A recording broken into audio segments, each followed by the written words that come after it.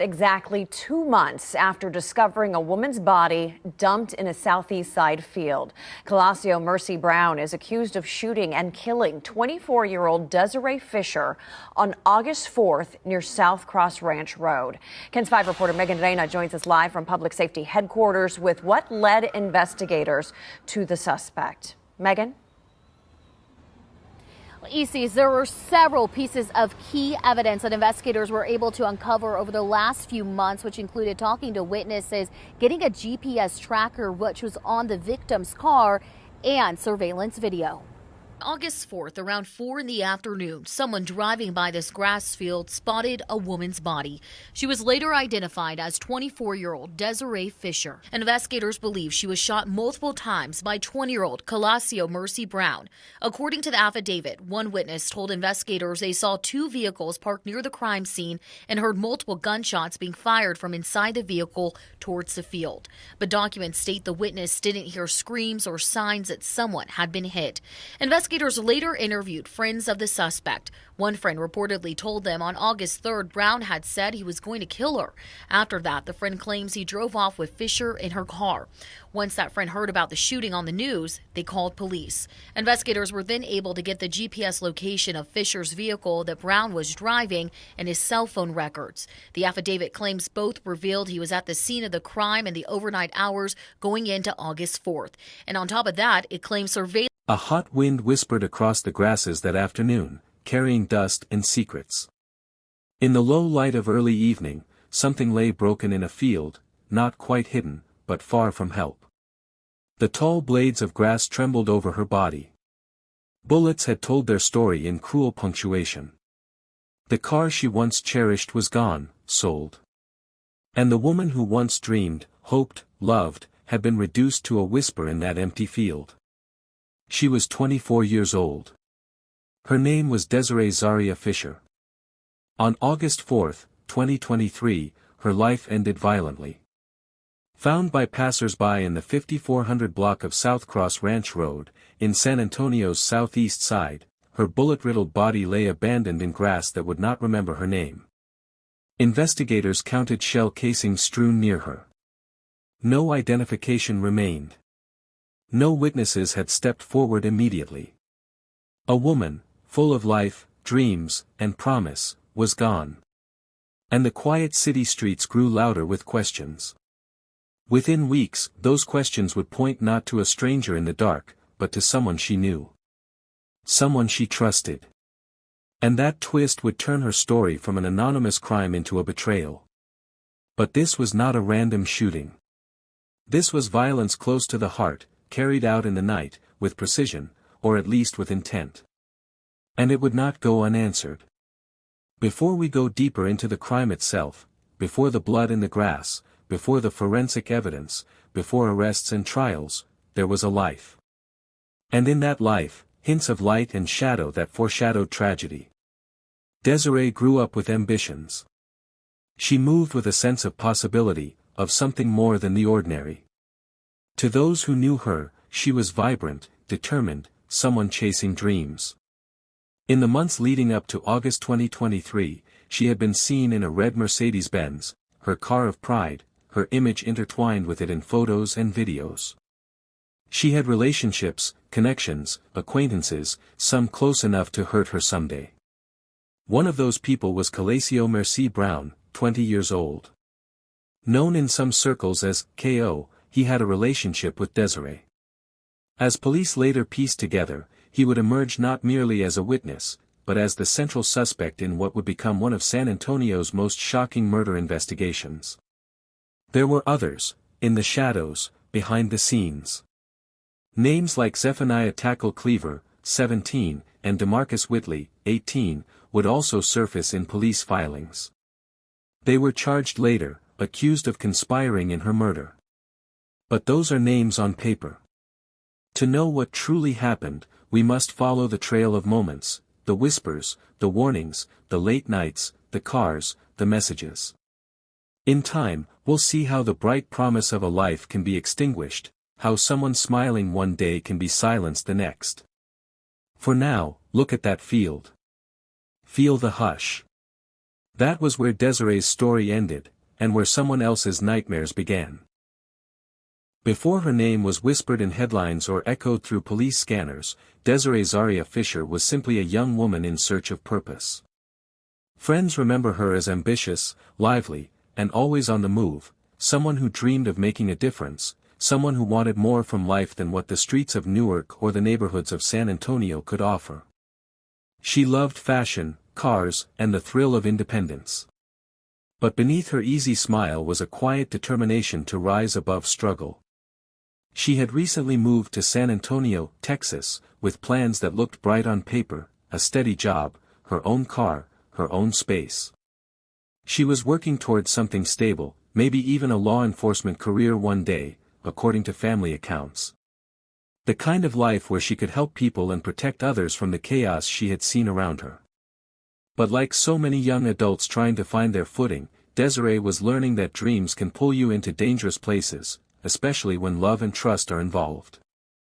That trust took shape in the form of Counsel Mercy Brown, a 20-year-old with charm and swagger that came easily. To outsiders, he seemed easygoing, just another young man living fast and loud. But beneath that charisma, there was something colder, a flicker of recklessness that grew darker with time. They weren't together long. In fact, their connection seemed to intensify too quickly, as if both were sprinting towards something neither could control. Friends of Desiree noticed the change. She became quieter about her relationship, more protective of her phone, more hesitant when asked about him. Those who knew her best said she had begun to pull away, not in fear, but in confusion. There were small moments that now feel like red flags, too ordinary to raise alarms at the time, too ominous in hindsight. Desiree had told a cousin that something felt off, though she never explained what. There were nights when she didn't answer calls. Days when her normally upbeat energy seemed dulled. And then there was her car, the red Mercedes-Benz she adored. It was more than just a vehicle to her, it was a symbol of success, proof she was building a life she could be proud of. But that car would soon become the center of a storm, its shiny surface reflecting not ambition, but betrayal. Investigators would later discover that this wasn't a story of random violence. This was about possession, greed, and control. At the time, though, Desiree couldn't have known. She believed she was surrounded by people who cared for her. Among them were not just Counsel, but two others, Zephaniah Tackle Cleaver, 17, and DeMarcus Whitley, 18. Young men orbiting the same social circles, drawn by bravado, fast cash, and a sense of loyalty that would soon twist into something lethal. In the final weeks before her death, subtle warning signs multiplied. Counsel became more demanding, where she was going, who she was with, how she spent her time. He would ask about her car, make comments about its value, its visibility. To Desiree, maybe it was teasing. To police later, it was motive. When Desiree stopped responding to texts for a day or two, her friends assumed she needed space. She was independent, after all. But silence, in the wrong hands, becomes a weapon. And while she tried to hold on to her freedom, forces around her were already setting a trap. The night of August 3, 2023, was humid and slow. Streetlights glowed in the distance as the city settled into darkness. Somewhere out there, Desiree was making plans, ordinary plans, nothing that hinted her life was about to end. She was last seen alive not far from where her car would later be found, driven by someone else. Hours later, she vanished. When dawn broke, her phone stopped pinging towers. Her car disappeared from the usual streets. Messages to her went unanswered. Family began to worry. By evening, a call came into dispatch, a body found in a grassy field off South Cross Ranch Road. She was gone. And as police stood over her lifeless body, the heat shimmering around them, there were no suspects, just a feeling that whoever had done this had done it out of familiarity, not randomness. Someone close. Someone she had let in. Her story was now a crime scene. But the truth wouldn't emerge easily. The killers thought they had hidden their tracks. They thought the field and the summer heat would erase their guilt. They were wrong. Because every secret leaves a trail. Nightfall in San Antonio carries a strange kind of silence. The hum of traffic fades, and the heat of the day lingers in the air like a ghost that refuses to leave. On the night of August 3, 2023, that silence was broken, quietly at first, by the sound of a car engine, a conversation, maybe laughter. And then, later, by something far more final. Desiree Fisher's last known moments began like any other evening. Her friends believed she was meeting up with someone she trusted. Text records, later retrieved by investigators, placed her near a familiar location in the southeast side of San Antonio, a stretch of road not far from South Cross Ranch Road, where industrial lots meet open fields and forgotten land. A place where lights dim quickly, and the night hides everything it touches. She had her red Mercedes-Benz with her. That car had become part of her identity, sleek, confident, independent. It wasn't just transportation, it was proof of how far she'd come. What she didn't know was that the very thing she cherished had already caught the wrong kind of attention. According to court documents later released, Calacio Mercy Brown and two younger accomplices, Zephaniah Tackle Cleaver and DeMarcus Whitley, had been discussing the car days before her death. They admired it. They wanted it. And, police allege, they were willing to kill for it. Investigators believe that on that warm August night, Desiree was lured to a meeting spot under the pretense of seeing someone she trusted. Whether it was a casual hangout or a planned meetup with Calacio isn't entirely clear. But what is clear is that, sometime after 10 p.m., she was no longer in control. The next pieces of evidence paint a chilling sequence. Surveillance footage later obtained by detectives showed her car traveling eastbound toward the outer edges of the city, an unusual route for her at that hour. Cell tower pings tracked her phone moving with it. Then, the signal stopped. At approximately 11:30 p.m., residents nearby reported hearing what they thought were fireworks. Short bursts.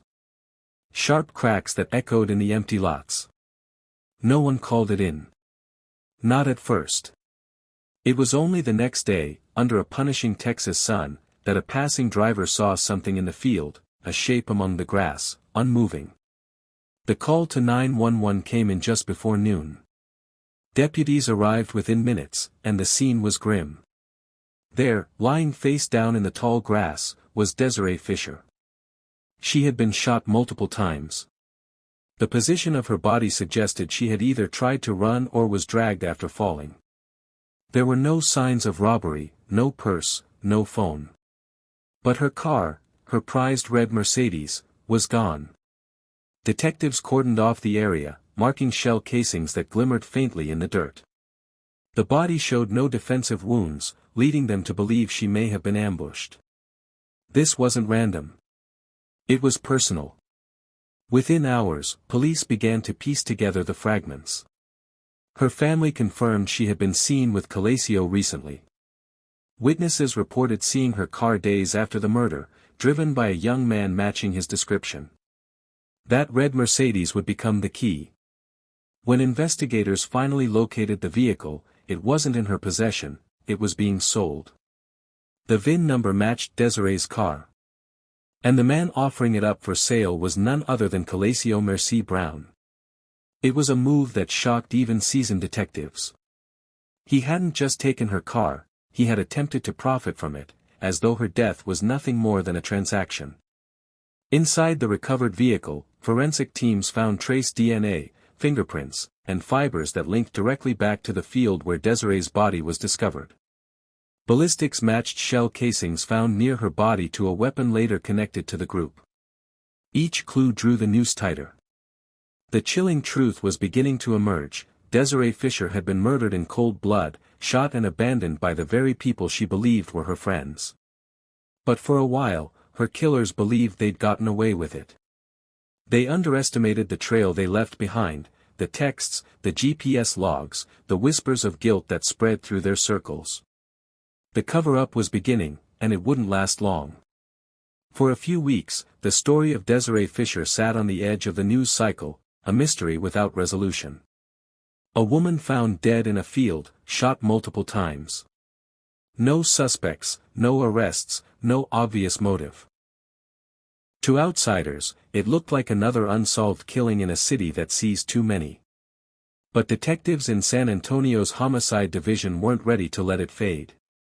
They had seen this kind of crime before, the kind that starts with something personal and spirals into something monstrous. What they didn't know yet was how tangled this web truly was. In the days after the murder, Counsel Mercy Brown behaved like a man untouched by guilt. He posted casually online. He appeared at parties.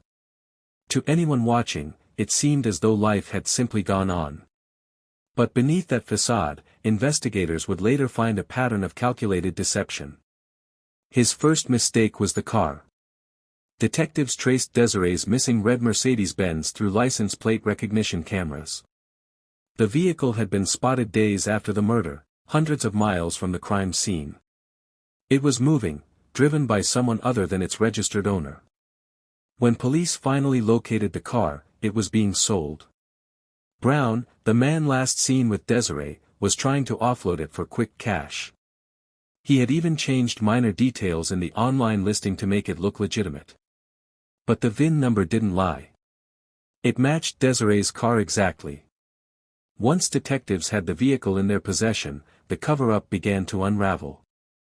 Inside, forensic analysts found blood traces, too faint for the naked eye but revealed under luminol. There were also fibers and fingerprints belonging to both Desiree and Brown. A shell casing wedged between the seats matched the same caliber as those found beside her body. The evidence was damning, but investigators needed more than physical proof, they needed the story. Through subpoenas and warrants, they pulled cell phone records, location data, and social media messages. The trail was digital, but it spoke volumes. On the night of August 3, Brown's phone had traveled the exact same route as Desiree's. Cell towers placed him near South Cross Ranch Road, the very place her body was found, within an hour of her death. He stayed there for roughly 10 minutes. Then the signal moved again, heading west, toward a neighborhood where one of his friends lived. That friend would later be identified as DeMarcus Whitley, 18 years old. Texts between the two revealed a chilling tone, coded messages about handling business, getting it done, and the ride. When questioned, Whitley first denied everything. But after investigators presented him with the evidence, his story began to shift. In his second interview, Whitley admitted that he'd been with Brown the night of the murder. He said Brown wanted to scare Desiree, maybe take her car. But when she resisted, things got violent fast. According to Whitley's statement, Brown pulled the trigger. Another name soon entered the investigation, Zephaniah Tackle Cleaver, just 17. Cleaver's phone had also pinged near the scene, and his fingerprints appeared on the car door handle. Detectives believed all three young men had conspired together, either to rob or eliminate Desiree.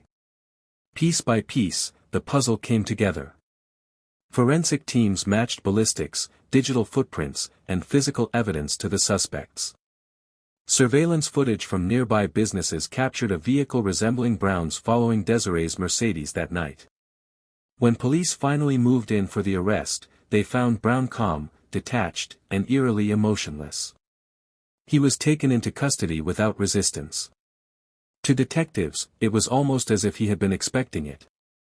During interrogation, he denied everything, said he had no idea what happened to Desiree, claimed he hadn't seen her in days. But when confronted with cell data and the recovered car, his expression changed. Still, he refused to confess.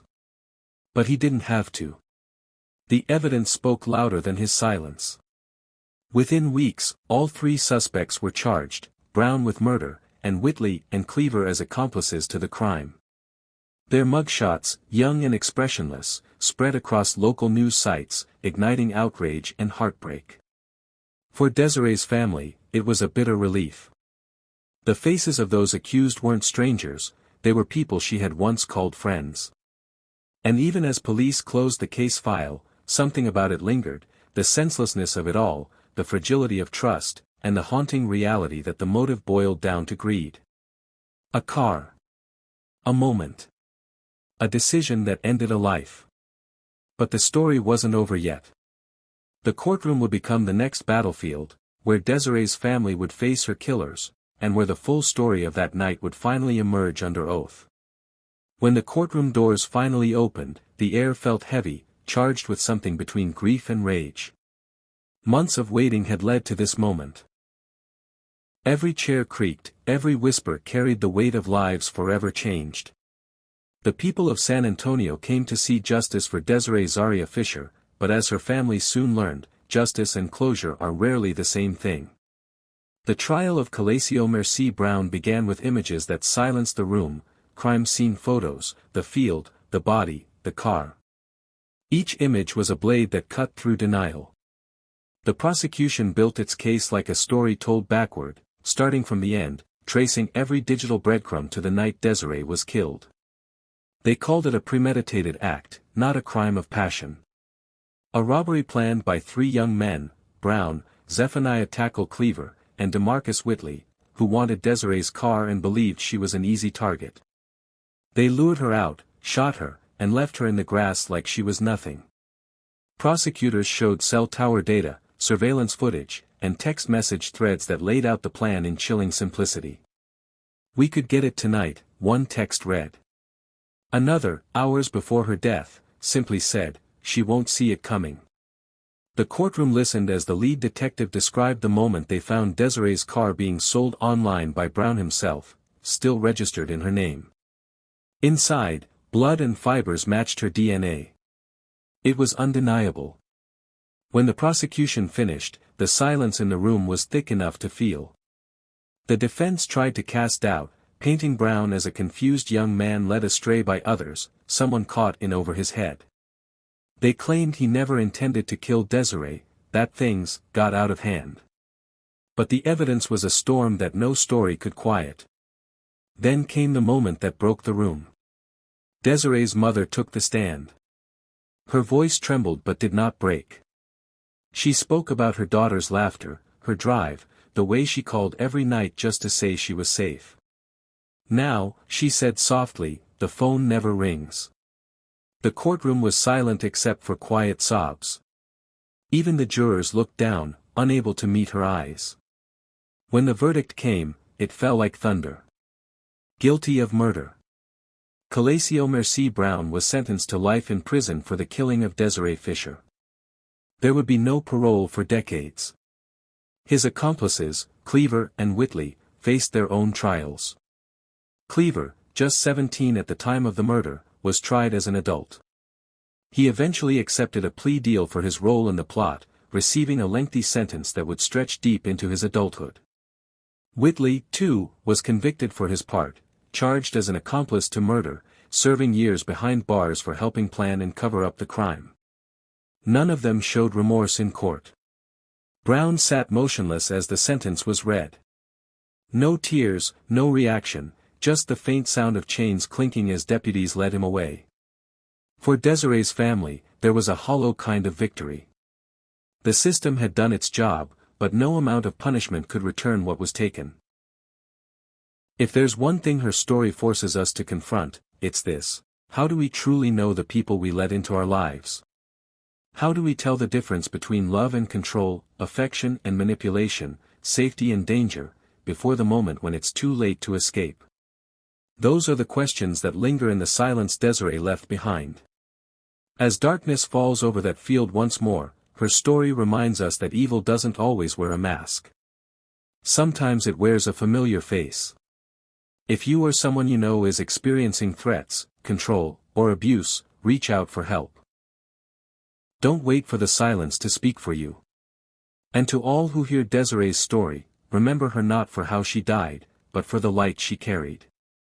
Because even in tragedy, her story may save someone else.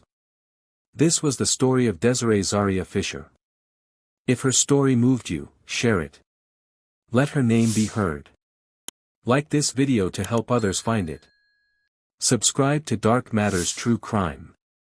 And turn on notifications so you never miss the next story. Where the darkness meets the truth. Because sometimes, the darkest stories are the ones closest to home.